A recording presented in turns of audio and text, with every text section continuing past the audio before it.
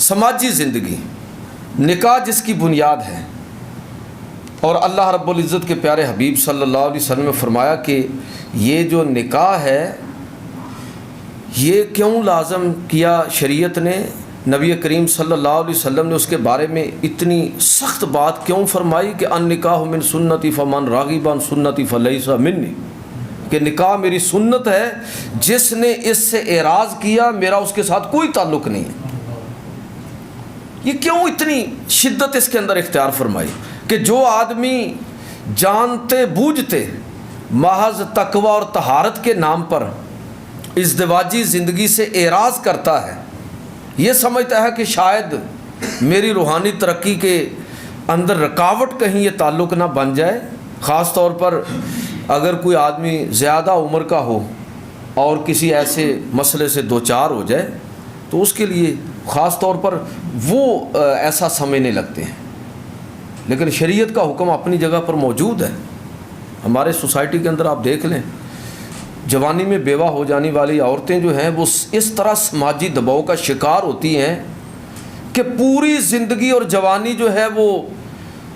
بیوہ رہ کر گزار دیتی ہیں لوگوں کے طعنوں سے بچنے کے لیے۔ مجھے کسی دوست نے بتایا کہ کسی ایسی خاتون کا حال بتایا کہ جو 18 سال کی عمر میں بیوہ ہو گئی، تو بچے تھے، ایک آدھ بچہ اس کا تھا، 18 سال کی عمر میں بیوہ ہو گئی ہے، اور جو ایک بچہ ہے ساری زندگی اسی، یہ اس سماجی دباؤ کا نتیجہ ہے جو ہماری سوسائٹی کے اندر ہے کہ لوگ کسی بیوہ سے نکاح کرنا یا مطلقہ سے نکاح کرنا یہ بھی پسند نہیں کرتے، اور اگر کوئی بیوہ یا مطلقہ عورت جس طرح کا ہم نے بیریئر کھڑا کر دیا ہے، اس کی جرت ہی نہیں ہے کہ اپنے بھائی کو، بہن کو، والدین کو یہ کہہ سکے کہ میری آپ شادی کر دیں۔ اگر کوئی ایسا کو کہے گی تو ہم اس کے بارے میں اللہ تعالیٰ معاف فرمائے پتہ نہیں کس طرح کے تبصرے کریں گے کہ یہ تو بڑی منہ پھٹ ہو گیا ہے یا یہ بڑی منہ پھٹ ہو گئی ہے۔ یہ ایک انسانی ضرورت ہے، اس کو نظر انداز دیکھیں، نبی کریم صلی اللہ علیہ وسلم نے صرف ایک زوجہ محترمہ آپ کی جو ہیں وہ کنواری ہیں، حضرت عائشہ صدیقہ رضی اللہ تعالیٰ عنہ، باقی آپ نے 11 نکاح فرمائے ہیں، اور باقی 10 کی 10 ازواج مطہرات یا بیوہ ہیں یا مطلقہ ہیں۔ یہ نبی صلی اللہ علیہ وسلم نے عملی طور پر ہمیں یہ سبق دیا۔ یہ تعدد ازدواج آگے ایک الگ پورا عنوان ہے، اس پر میں بات انشاءاللہ موقع ملا تو تھوڑی بہت کروں گا۔ صرف یہاں یہ عرض کرنا چاہتا ہوں کہ یہ حکم دیا شریعت نے، سماجی سطح پر